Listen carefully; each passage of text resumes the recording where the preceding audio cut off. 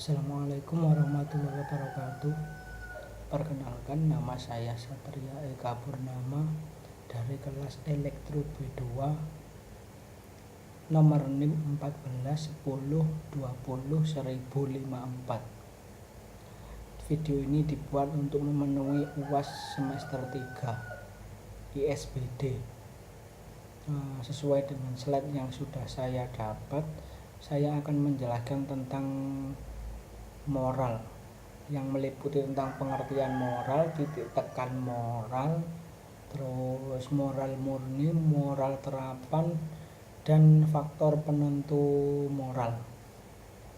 Jadi pengertian moral yaitu suatu tata nilai yang mengajak seorang manusia untuk berperilaku positif dan tidak merugikan orang lain.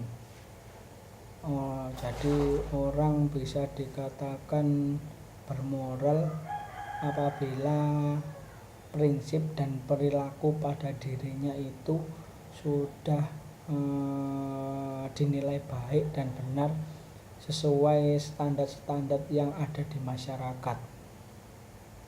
Lalu itu adalah pengertian tentang moral sendiri. Lalu titik tekan moral adalah aturan normatif yang ditanamkan. Jadi aturan yang ditanamkan secara baik dari aturan yang ditanamkan itu baik dari ajaran, dari adat, pendidikan, ataupun sesuai adat, pendidikan, atau hal-hal yang pada intinya itu adalah yang akan ditanamkan. Jadi misalnya seperti ini, dulu waktu kita kecil kita sering diajarkan oleh orang tua kita bagaimana bersikap agar menjadi seseorang yang baik di kelak kemudian harinya. Itu untuk titik tekan moral. Lalu pengertian tentang moral murni.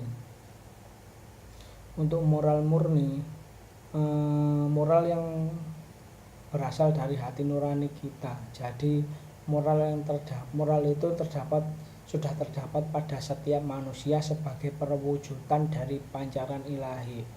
Bisa dikatakan untuk moral murni adalah sifat dari manusia itu sendiri.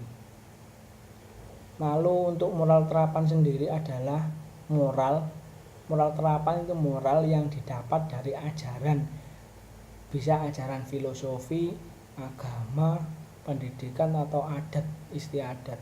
Misalnya moral terapan itu intinya moral terapan adalah moral yang diajarkan dari satu orang ke orang lain. Misalnya dari guru mengajarkan muridnya untuk berperilaku baik, misal tidak membuang sampah sembarangan, menolong teman yang membutuhkan, membantu orang tua. Itu adalah ajaran-ajaran yang diberikan oleh guru. Itu termasuk moral terapan. Jadi moral yang ditanamkan, yang diajarkan dari satu orang ke orang lain. Itu untuk pengertian moral terapan. Lalu untuk pengertian atau faktor penentu moral menurut Sumaryono tahun 1995 sendiri itu ada 3. Yang pertama yaitu motivasi, lalu yang kedua itu adanya tujuan akhirnya, terus yang ketiga adalah lingkungan perbuatan. Motivasi adalah hal yang diinginkan pelaku perbuatan dengan maksud mencapai sasaran yang hendak dituju. Atau singkatnya adalah motivasi adalah sesuatu yang menyemangati seseorang atau individu untuk melakukan semua hal. Jadi sesuatu yang membuat semangat untuk melakukan semua hal itu bisa dikatakan motivasi. Dan motivasi itu dikehendaki secara sadar, sehingga menentukan kadar moralitas dari perbuatan. Untuk contoh kasusnya adalah pembunuhan dalam keluarga karena ingin menguasai harta warisan. Jadi yang diinginkan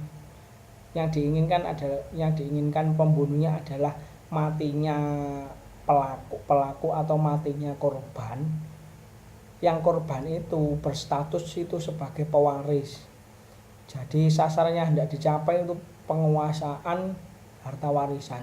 Jadi misalnya saya sebagai korban dan teman saya sebagai pembunuh, saya itu sebagai pewaris misalnya ya.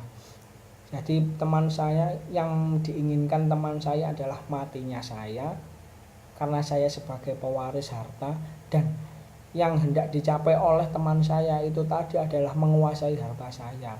Seperti itu. Jadi bisa disimpulkan bahwa moral dari perbuatan tersebut adalah salah dan jahat. Lalu tujuan akhir itu bisa dikatakan adalah diwujudkannya perbuatan yang dikehendaki secara bebas.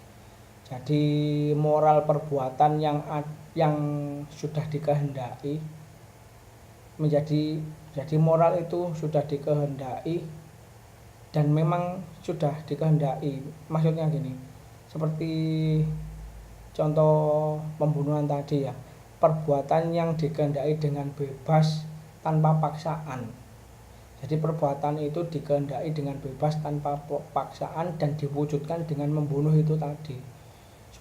Jadi membunuh itu tadi itu dikehendaki, tujuannya itu maksud dari tujuannya adalah kehendak yang bebas. Jadi melakukannya itu tanpa paksaan itu tadi.